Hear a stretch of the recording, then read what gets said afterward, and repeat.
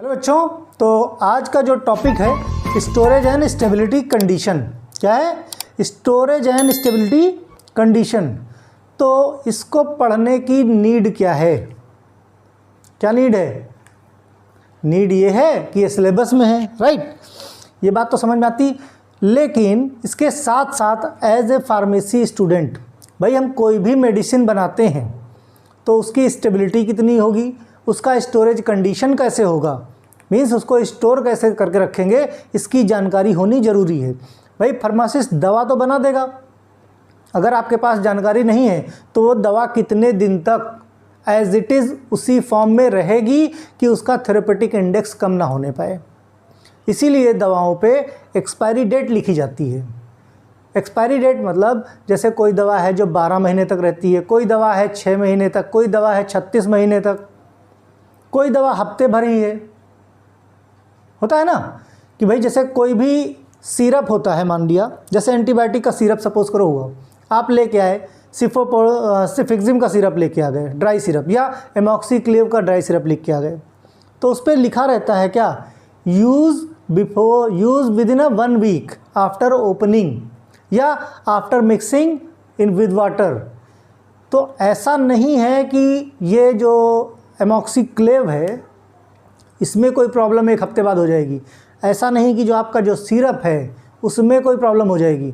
होता क्या है कि जब भाई ड्राई सिरप हो, ड्राई सिरप की कंडीशन में बनाया गया है, जब वो पानी के साथ मिल जाएगा, जब उसका ढक्कन ओपन हो जाएगा, मीन्स ओपन कर दोगे बॉटल को, तो क्या होगा, माइक्रोबियल ग्रोथ होने का चांस रहता है, जिसकी वजह से वो नुकसान कर सकता है। इसीलिए स्टोरेज कंडीशन जाननी ज़रूरी रहती है। तो अगर बात की जाए सिंपल स्टेबिलिटी की, तो स्टेबिलिटी होती क्या है? तो स्टेबिलिटी की अगर हम लोग बात करें सिंपल सा, तो एक्सटेंट, क्या बोलते हो, एक्सटेंट टू विच ड्रग और सब्सटेंस, मीन्स ड्रग के अंदर जो आपका एपीआई है उसकी पोटेंसी, उसका थेरेपेटिक इंडेक्स कम ना होने पाए, वो विद इन अ लिमिट रहे, जो भी स्पेसिफिकेशन है, मीन्स ड्रग की स्टेबिलिटी। और क्या बोल सकते हो, capacity of drug product, drug product की जो कैपेसिटी है remains with in specification, means उस ड्यूरेशन के अंदर जो भी उसके स्पेसिफिकेशन हैं वो उनको फुलफिल कर सके। Establish to ensure its identity, paracetamol है तो पैरासीटामॉल का काम कर सके तभी उसकी आइडेंटिटी होगी। उसकी स्ट्रेंथ, जितना उसका ड्यूरेशन ऑफ एक्शन है, 4 घंटे तो 4 घंटे, 6 घंटे तो 6 घंटे। क्वालिटी एंड प्योरिटी, किसी तरह का कोई इम्प्योरिटी नहीं होनी चाहिए। अगर सिंपल शब्दों में बात की जाए तो उसकी safety and efficacy should be maintained, means safety और efficacy within a limit होनी चाहिए उस ड्यूरेशन ऑफ एक्शन में, that is called stability. Means जो ड्रग जिस फॉर्म में है, देखो अभी स्टेबिलिटी की बात थी, अब इसको हम स्टोरेज के साथ कैसे कनेक्ट करते हैं। कोई भी ड्रग आप अगर लेते हो तो उसको जिस कंटेनर में रखा है, जिस कंटेनर में रखा है उस कंटेनर में वो उसी स्पेसिफिकेशन में, उसी स्ट्रेंथ के साथ, उसी इफिकेसी से, उसी सेफ्टी से विद इन अ लिमिट, जो उस पर एक्सपायरी डेट लिखी गई है उतने ड्यूरेशन ऑफ एक्शन के लिए वो सेम रहे, उसके सारे parameter with in a limit होने चाहिए। तो ये होता है एकदम परफेक्ट स्टोरेज। अगर उसमें डिग्रेडेशन हो गया किसी रीजन की वजह से, इट मीन्स स्टोरेज में प्रॉब्लम है। ठीक, इन स्पेसिफिक कंटेनर, अलग अलग स्पेसिफिक शब्द क्यों? क्योंकि कुछ मटेरियल ऐसा होता है जो मॉइस्चर सेंसिटिव होता है, कुछ होता है हीट सेंसिटिव होता है, कुछ होता है टेम्परेचर सेंसिटिव होता है, तो इनके लिए स्पेसिफिक कंटेनर्स की ज़रूरत पड़ती है। Specific containers to remain within its, जो कि दवा की क्या क्या फिजिकल, केमिकल, माइक्रोबायोलॉजिकल और therapeutic and toxicological specification within a limit रह सकें। फिजिकल, केमिकल, माइक्रोबायोलॉजिकल, थेरेपेटिकल और टॉक्सिकोलॉजिकल जितने भी स्पेसिफिकेशन दिए गए हैं, इस कंटेनर में अगर स्टोर किया जाएगा तो उसमें किसी भी तरह का कोई चेंज नहीं आएगा। यही चीज़ क्या करता है, इंश्योर किया जाता है। अगर ये चीज़ फुलफिल होती है it means storage condition is good. ठीक, ये तो बात हो गई स्टोरेज की। स्टोरेज कंडीशन अफेक्ट, क्या अफेक्ट करता है storage condition? Stability of every drug. जाहिर सी बात है स्टोरेज कंडीशन से फ़र्क पड़ता है ड्रग स्टेबल रहेगी कि नहीं। क्यों? क्योंकि एटमॉस्फेयर में बहुत सारे ऐसे फैक्टर हैं जिनकी वजह से स्टेबिलिटी चेंज हो सकती है। अगर स्टेबिलिटी चेंज हो जाएगी ड्रग की तो ड्रग में क्या हो सकता है, डिग्रेडेशन हो सकता है, इम्प्योरिटी बढ़ सकती है। अगर डिग्रेडेशन हो गया ड्रग का, उसकी इम्प्योरिटी बढ़ गई किसी भी रीजन की वजह से, तो मे be the chances of increase of toxicity of drug that is harmful for patient. अगर डिग्रेडेशन हो गया या लॉस ऑफ इफिकेसी हो गई, इफिकेसी उसकी जो है वो लॉस हो गई, थेरेपेटिक प्रॉपर्टी उसकी लॉस हो गई, मे बी चांसेस हैं कि टॉक्सिसिटी बढ़ जाए। अगर टॉक्सिसिटी बढ़ गई, ऐसी ड्रग अगर किसी पेशेंट ने ली तो क्या होगा, प्रॉब्लम हो सकती है कि नहीं हो सकती है? प्रॉब्लम हो सकती है पेशेंट को अगर उसके साइड इफेक्ट बढ़ गए, उसकी टॉक्सिसिटी बढ़ गई। ठीक, if drug not stored properly, क्या बोलता है, स्टोरेज कंडीशन में बी अफेक्ट, नॉट में be, must be affect, must be affect stability of every drug if drug is not properly stored. अगर ड्रग प्रॉपरली स्टोर नहीं की जाती। अच्छा, एक चीज़ और बतानी, जो भी आपका सिलेबस है, ये क्वेश्चन जो है 2-3 बार आया हुआ है पिछले 10 सालों में, 8 नंबर में आया है, इसलिए ध्यान रखना। दूसरी चीज़, जितना मैं चाहूँ तो सिंपल स्टेबिलिटी लिखूँ, उसको आपको एक्सप्लेन कर दूँ, चाहूँ तो स्टोरेज कंडीशन लिखूँ और एक्सप्लेन कर दूँ। मीन्स इतना सारा बोर्ड पे कंटेंट लिखने की ज़रूरत नहीं। मैं क्यों लिखता हूँ, सिर्फ इसलिए जो पूछते रहते हो ना दिन भर, सर कौन सी किताब अच्छी रहेगी, कौन सी किताब अच्छी रहेगी, किताब तो मैं बता दूंगा, पहले थोड़ा सा पढ़ लो। तो जितना नोट्स मैं दे देता हूँ, कोई भी एग्ज़ाम हो, किसी भी एग्ज़ाम में आप लिख के चले आना, इससे ज़्यादा लिखने की ज़रूरत नहीं है। कंप्लीट यही नोट्स है। नोट्स अगर बना के चल रहे हो तो जितना मैं पढ़ा दूंगा जिस भी सब्जेक्ट में, that is more than sufficient. कहीं एक्स्ट्रा कुछ इधर उधर जाने की ज़रूरत नहीं है।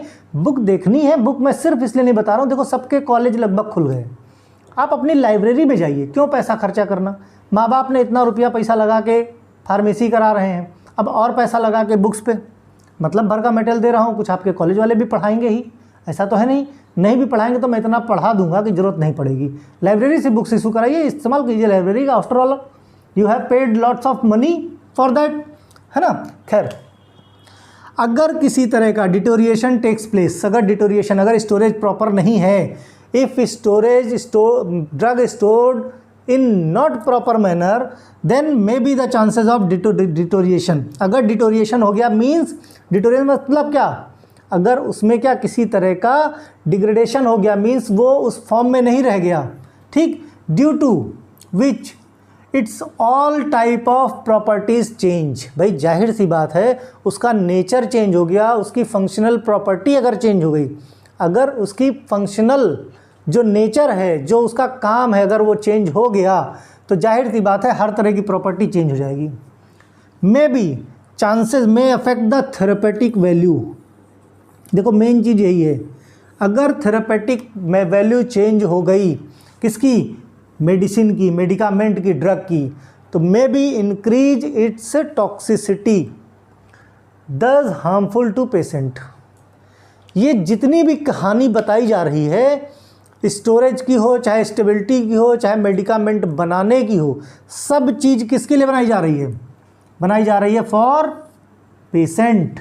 मीन्स पेशेंट को किसी तरह की कोई प्रॉब्लम ना हो। पेशेंट को हम अब अगर जो दवा बनाई है पेशेंट को ठीक करने के लिए, अगर इसी दवा में की टॉक्सिसिटी बढ़ जाए तो क्या होगा, तो दवा तो अपना काम कर ही नहीं रही ना। मीन्स जो हम दे रहे हैं अमृत मान के, पेशेंट अमृत मान के खा रहा, वो उसके लिए जहर बन जाए, रह जाएगी क्या? और बनाने वाले ने दवा ठीक बनाई, फार्मेसी जिस फार्मासिस्ट ने मेडिसिन बनाई उसने ठीक बनाई, लेकिन आपने स्टोरेज प्रॉपर नहीं किया। स्टेबिलिटी प्रॉपर है, स्टेबिलिटी तो बाकायदे एक वैलिडेशन स्टडी होती है इसकी, जिसके बेस पे डिसाइड किया जाता है कि इस इतने टेम्परेचर पे, अभी मैं जब फैक्टर्स अफेक्टिंग पढ़ाऊंगा तो उसमें बाकायदे वो स्टडी जो है बाकायदे स्टेबल है, वो स्टेबल, बहुत सारा डेटा है उसके पीछे, बहुत सारी वैलिडेशन स्टडी की गई हैं, उसके बेस पे वो डेटा इस्टेब्लिश हुआ है। मीन्स उस डेटा को आप चाहो तो चैलेंज कर सकते हो, अगर चैलेंज करोगे तो आपको प्रोवाइड किया जाएगा कि किस बेस पे इसका जो 20, भाई मान लिया कोई भी ड्रग है 36 मंथ उसकी एक्सपायरी पड़ी है या 12 मंथ पड़ी है, तो ये ऐसे नहीं पड़ी है, वो देखा गया है कि उसकी पोटेंसी, उसका थेरेपेटिक इंडेक्स, उस तक थेरेपेटिक वैल्यू जो है वो 36 महीने में बिल्कुल भी कम नहीं हुई, वो एज इट इज़ उतनी ही है। ठीक है, खैर तो मेडिकामेंट क्या होगा, अगर प्रॉपर स्टोरेज नहीं होगा तो क्या हो सकता है? Chances of loss of therapeutic values and may be the chances of increase in toxicity thus harmful to the patient. Means patient को वो हार्मफुल कर सकता है अगर उसकी टॉक्सिसिटी बढ़ जाए तो। ठीक, ये तो बात हो गई किसकी? Stability storage. अब एटमॉस्फेयर में, इन्वायरमेंट में बहुत सारे ऐसे फैक्टर हैं जो फैक्टर अफेक्ट करते हैं इसकी स्टेबिलिटी को, जिनके लिए को ध्यान में रखते हुए स्टोरेज की व्यवस्था की जाती है। भाई स्टोरेज की ज़रूरत क्यों पड़ती है? क्योंकि स्टडी की गई कि कुछ फैक्टर्स हैं एटमॉस्फेयर में जो कि अफेक्ट करते हैं स्टेबिलिटी को, तो वो स्टेबिलिटी ना अफेक्ट हो उसके लिए प्रॉपर मैनर में स्टोरेज ज़रूरी है। इसीलिए स्टोरेज और स्टेबिलिटी हम साथ में पढ़ रहे हैं। अब कौन कौन से फैक्टर अगर बात की जाए तो देखो भाई, टेम्परेचर है, जाहिर सी बात है ना, ह्यूमिडिटी है, लाइट है, एटमॉस्फेयर में बहुत सारी गैसेज हैं, ऑक्सीजन ही है जो ऑक्सीडेशन करा देगी, है ना, बहुत सारी गैसेज पड़ी, माइक्रो ऑर्गेनिज्म है, माइक्रो ऑर्गेनिज्म के थ्रू ग्रोथ हो सकती है माइक्रो ऑर्गेनिज्म की।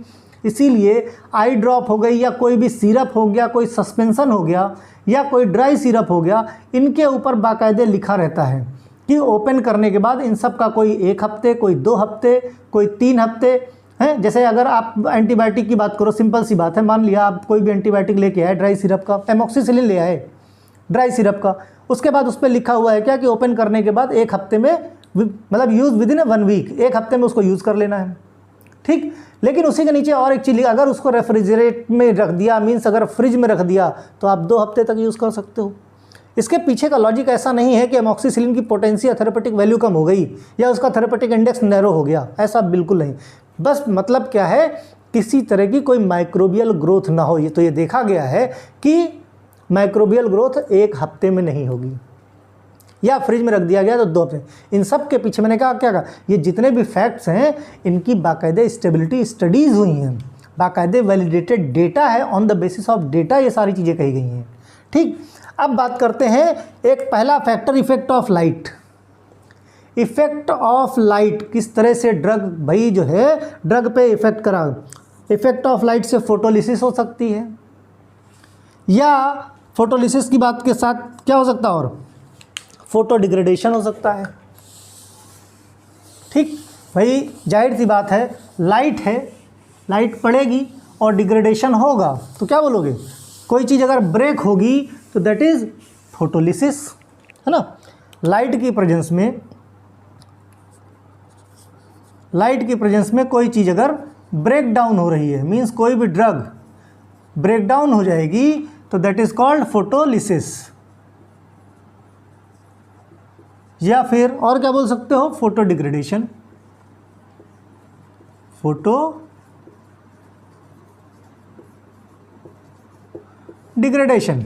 ठीक, अब देखो इसमें भी क्या है भाई, कोई भी ड्रग है आपकी, लाइट आती है, जब लाइट आएगी तो लाइट किस क्या है, हमारी एनर्जी है, एनर्जी इस पे पड़ेगी तो ये क्या करेगा, एनर्जी को एब्जॉर्ब कर लेगा। ठीक, लाइट की वजह से क्या होता है, ये लाइट क्या है, एनर्जी है, और एनर्जी क्या है, एक तरह का कैटालिस्ट का काम करता है। क्या काम करता है, कैटालिस्ट का काम करता है, जिसकी वजह से इसके अंदर होने वाली जो रिएक्शंस हैं वो तेज हो जाएंगी। समझ रहे हो, तेज हो जाएंगी। दूसरा और क्या, एटमॉस्फेयर में क्या है, ऑक्सीजन कम मात्रा में है, फिर भी उसके साथ रिएक्ट करके कई सारे बाई प्रोडक्ट बन सकते हैं, क्योंकि जो रिएक्शंस हो रही हैं उसको कैटालिस्ट मिल गया ना, लाइट। दूसरा एक और कॉन्सेप्ट है, जिसकी जो शॉर्टर वेवलेंथ होगी, जिसकी वेवलेंथ कम है उसकी एनर्जी ज़्यादा होगी। यानी वेवलेंथ इन्वर्सली प्रोपोर्शनल होता है किसके, एनर्जी के। अगर वेवलेंथ कम तो एनर्जी ज़्यादा, वेवलेंथ ज़्यादा तो एनर्जी कम। ठीक, तो अलग अलग वेवलेंथ की लाइट्स पड़ती हैं ड्रग्स पे, इसीलिए उनके अलग अलग जो है क्या रहते हैं, इम्पैक्ट रहते हैं। तो shorter wavelength more energy is absorb पर मोल या पर मॉलिक्यूल। ठीक, होता क्या है, एक तरह की ये और क्या है, एक तरह की अगर बोला जाए तो डिकम्पोजिशन है ना, डिकम्पोजिशन बाय लाइट मीन्स तीन तरह से कहा जा सकता है, तीनों का मतलब एक ही है, इफेक्ट ऑफ लाइट, है ना। फोटोलिसिस भी हो सकती है, फोटो डिग्रेडेशन भी बोल सकते हो, और डिकम्पोजिशन बाय लाइट भी बोल सकते हो। इसमें बहुत सारे एग्जाम्पल हैं, बहुत सारे एग्जाम्पल में कुछ एग्जाम्पल हम लोग पिक करते हैं। जैसे कि बात करते हैं हम लोग विटामिन सी की। विटामिन सी को हम लोग बोलते हैं एस्कॉर्बिक एसिड। क्या बोलते हैं, एस्कॉर्बिक एसिड। ठीक, अगर यहाँ पे मान लिया अल्ट्रावायलेट लाइट आई, अल्ट्रावायलेट रेस पड़ी, या लाइट का लो सिंपल सा, तो क्या बना लेता है, dehydroascorbic acid plus oxalic acid plus diketo glucose. कुल मिला के जो एस्कॉर्बिक एसिड का काम था, जो विटामिन सी का काम था, विटामिन सी जो एस्कॉर्बिक एसिड था वो क्या हो गया, डिहाइड्रो एस्कॉर्बिक एसिड। मीन्स अपना इसका क्या है, इसकी फंक्शनलिटी चेंज हो गई।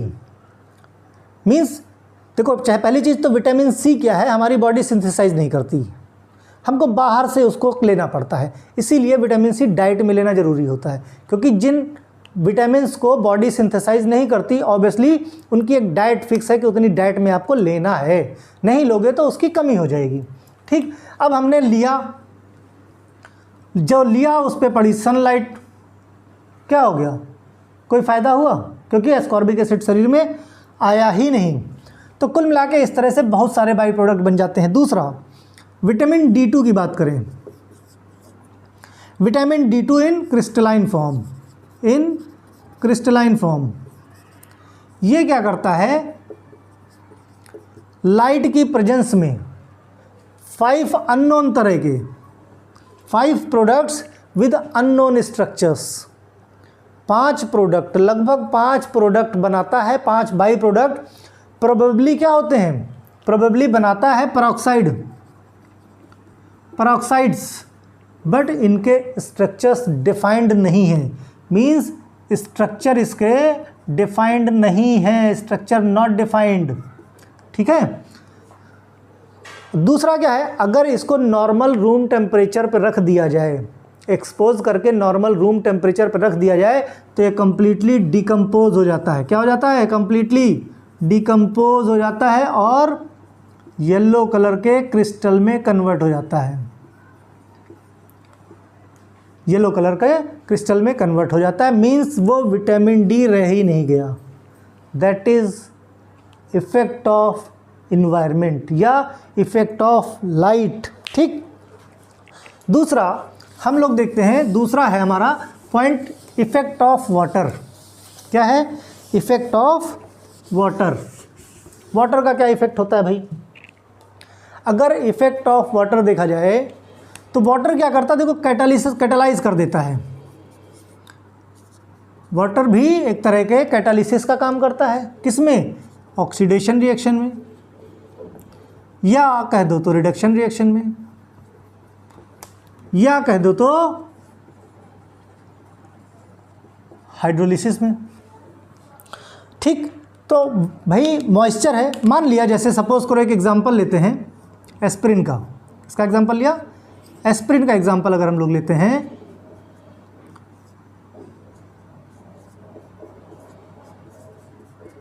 That is called aspirin. इसकी रिएक्शन अगर हम करा दें किसके साथ, अगर वाटर के साथ, H वाटर क्या होता है H+ OH माइनस, ठीक।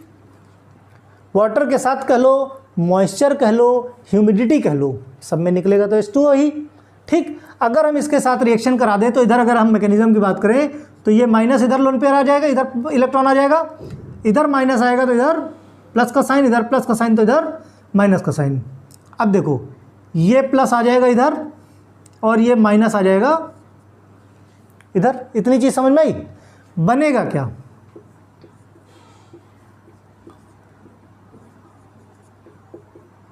बनेगा क्या भाई, ये तो बताओ, थोड़ा तो दिमाग चलाओ।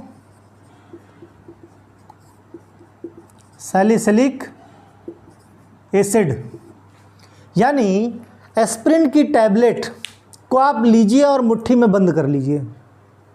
भाई देखो, ओपन, अगर पाम ओपन है, ओपन सरफेस है तो क्या है, बॉडी हमारी गर्म है, जो भी हमारा स्वेटिंग होती है वो क्या होगा, इवेपोरेट हो जाता है।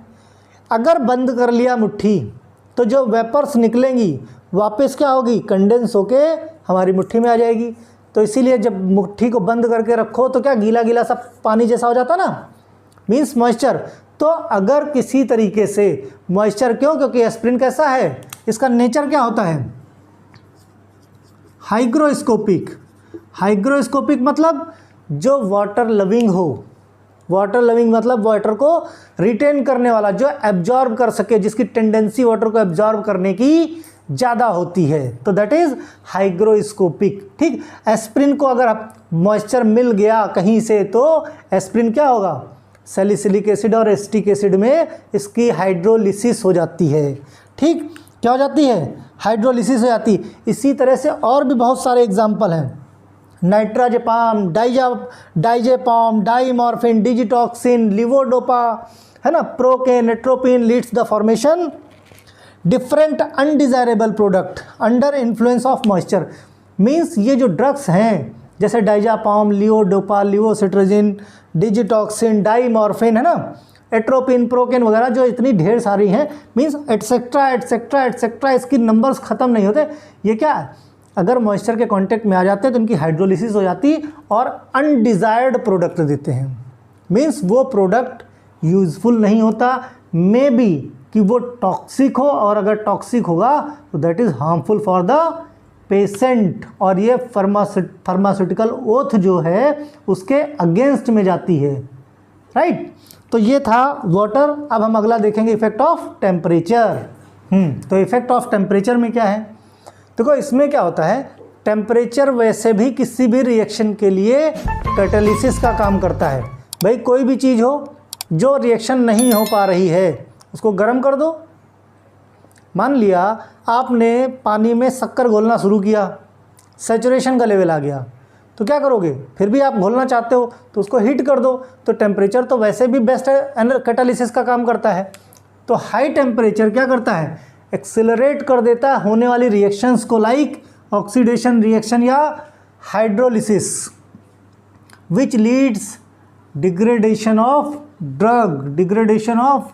ड्रग या डिग्रेडेशन ऑफ कंपाउंड या डिग्रेडेशन ऑफ प्रोडक्ट, जिसका भी टेम्परेचर जिसको मिल रहा है, मीन्स जिसका टेम्परेचर ज़्यादा है, ठीक।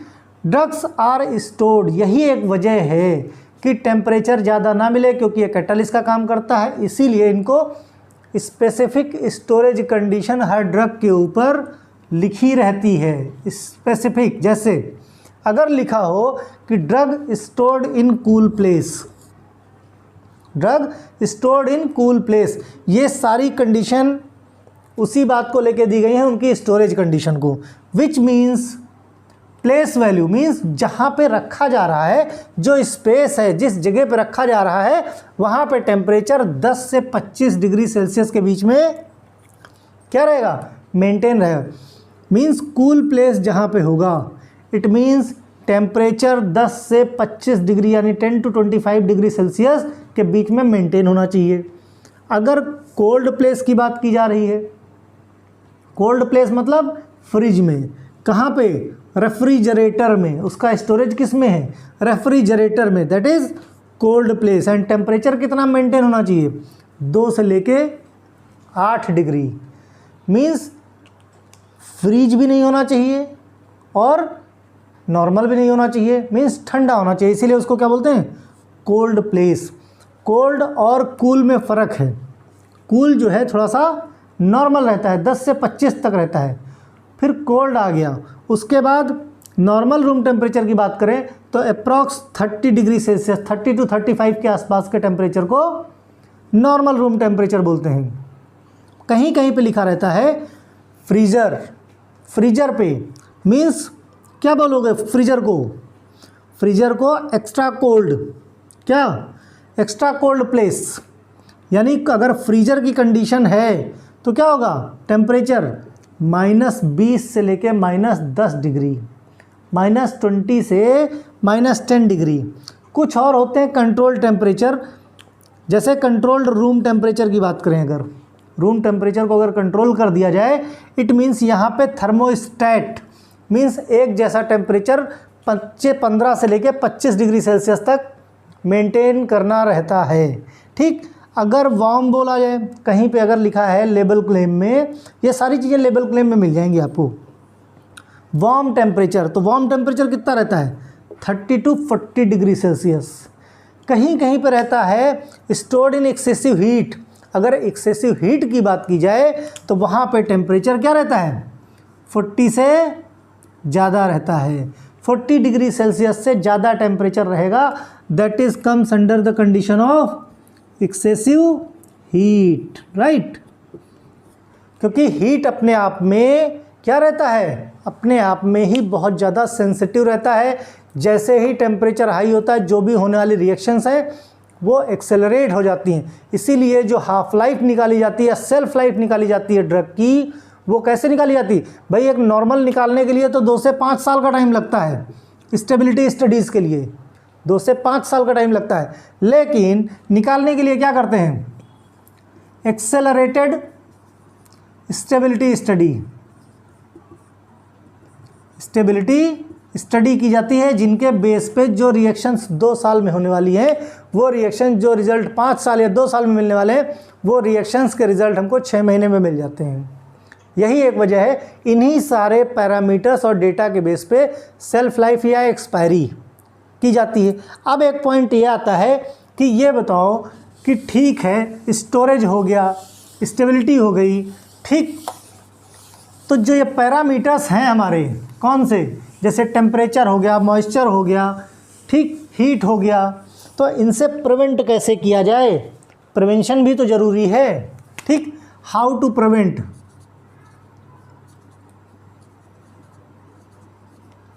Prevent from these environmental parameters। तो देखो सबसे पहली चीज, स्टोर्ड इन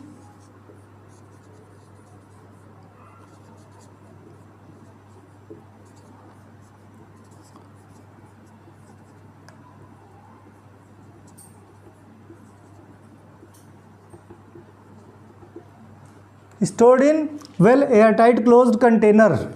ठीक, तो क्या होगा, मॉइस्चर सेंसिटिव बच जाएगा। या फिर क्या और क्या कर सकते हो, रैप इन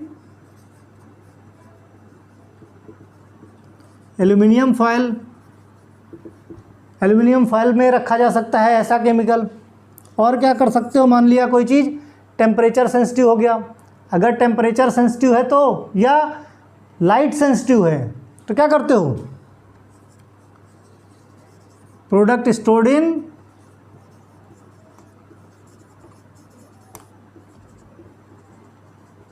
अम्बर्ड कलर्ड बॉटल्स। ठीक, या फिर stored in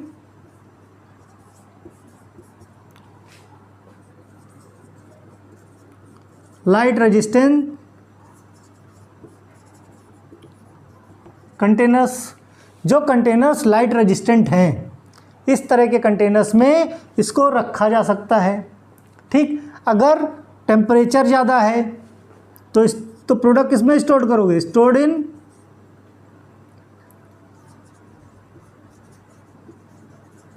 containers which is protected from क्या है? टेम्परेचर या हीट। तो इस तरह से करके हम क्या करते हैं, जो एटमॉस्फेरिक, भाई जैसे अगर आपने एयर टाइट कंटेनर कर दिया तो ना तो उसमें मॉइस्चर आएगा, ना माइक्रोबियल कंटामिनेशन होगा। ठीक, दोनों चीज़ों से बच जाएंगे। टेम्परेचर रेजिस्टेंट, टेम्परेचर से बच गए। और अम्बर्ड कलर बॉटल या लाइट रेजिस्टेंट कंटेनर अगर हमने यूज़ किया है, इट मीन्स भाई देखते होगे ना मार्केट में बहुत सारी ऐसी ड्रग्स होती हैं जो अम्बर्ड कलर बॉटल्स में होती हैं, जो लाइट सेंसिटिव प्रोडक्ट होते हैं, अदरवाइज लाइट के साथ रिएक्ट करके वो डिग्रेड हो जाते हैं या कुछ नया प्रोडक्ट, अनडिज़ायरेबल प्रोडक्ट बना लेते हैं, जिसकी वजह से पेशेंट को खाने से वो हार्म हो सकता है।